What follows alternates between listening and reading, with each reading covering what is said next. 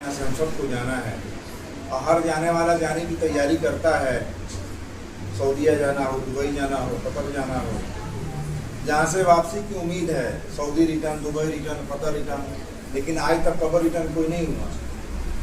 تاکہ ایک بہت بڑا شرابی قبر میں گیا تھا, جب اس کی پٹائی شروع ہوئی قبر پھاڑ کے باہر آ گیا اور مسجد کا کونا سنبھال رہا ہے.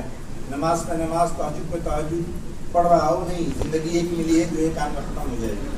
دادا آدم علیہ السلام کے زمانے میں جو قبر میں گیا ہے وہ اب تک قبر میں پڑا ہے اور قیامت تک قبر میں پڑا رہے گا.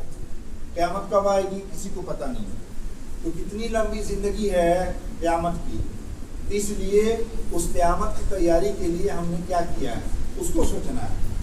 اور انسان کہا کہ جب ایک روح کھینچی جاتی ہے اتنی تکلیف ہوتی ہے کہ اگر اس کو طاقت کو صبر نہ کیا گیا تو وہ اگر جس طرح سے جوانی میں آدمی طاقتور ہوتا ہے, بیماری میں طاقت چھین لی جاتی ہے, آدمی کراہنے کے لائق بھی نہیں ہوتا ہے.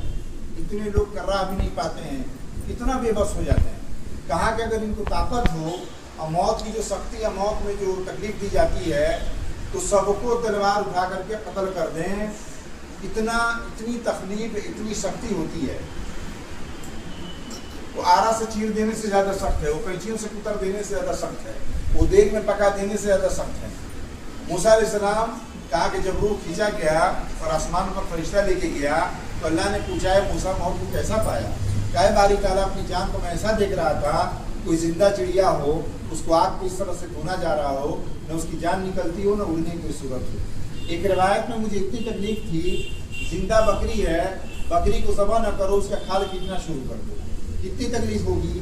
ابھی قربانی گزرا ہے تو بکرا کو لوگوں نے ذبح کیا ہے, 1 سال کا بکرا, اور اس پہ نماز نہیں, اس پہ جو زکوٰۃ نہیں, اس پر چغل خوری حرام نہیں, جھوٹ حرام نہیں.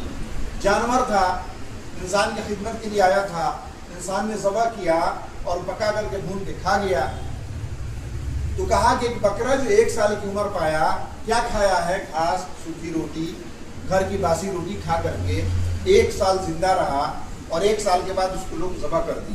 تو کہا کہ 2 آدمی مضبوطی سے پکڑا ہوا ہے, ایک آدمی مولوی صاحب اس کو ذبح کر رہے ہیں, کتنا زور لگاتا ہے, 2-3 منٹ لگ جاتا ہے صرف اس بکرے کو ٹھنڈا ہونے میں, حالانکہ اس پر جنت اور جہنم نہیں ہے.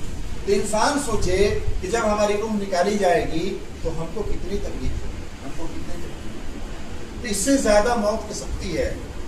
اس موت کی سختی کو کہا کہ ایسا تکلیف ہوتی ہے موت کی سختی میں جیسے کھولتا ہوا تیل میں کسی انسان کو ڈال دیا جائے.